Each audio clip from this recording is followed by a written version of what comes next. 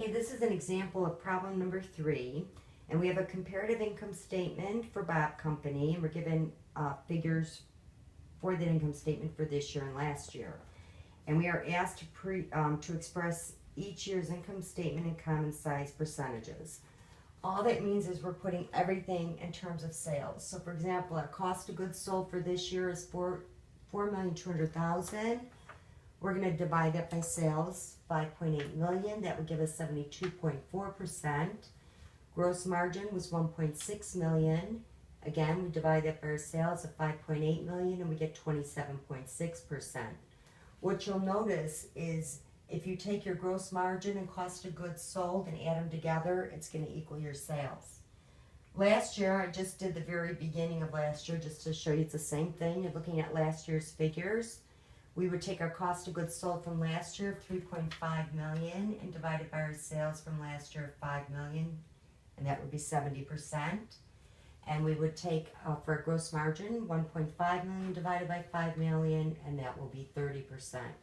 So another way you could have done it is taken the 100%, subtracted the cost of goods sold, and that would have given you the gross margin. Selling and administrative expenses, our selling expenses are $850,000. Divide that by 5.8 million, you get 14.7. Administrative expenses, $540,000. Divide that by 5.8, and you get about 9.3.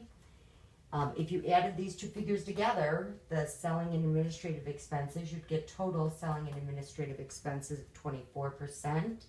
Or you could take the figure of $1,390,000 and divide it by 5.8. You'll get the same thing either way. Net operating income is $210,000. You divide that by 5.8 million and you get 3.6%. Interest expense is $50,000. Divide that by 5.8 million, you get about 0.9%.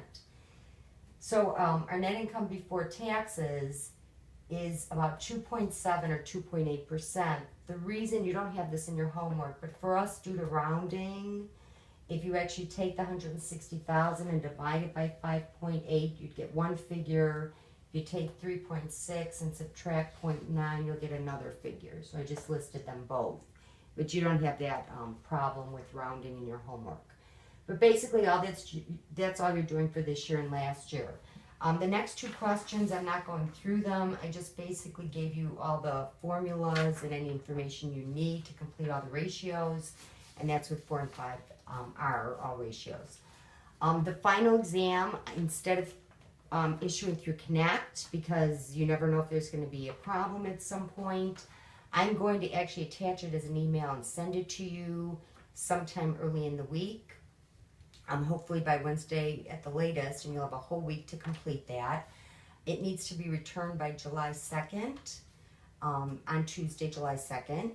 And I have to get my grades in as soon as possible, so please try to get that in.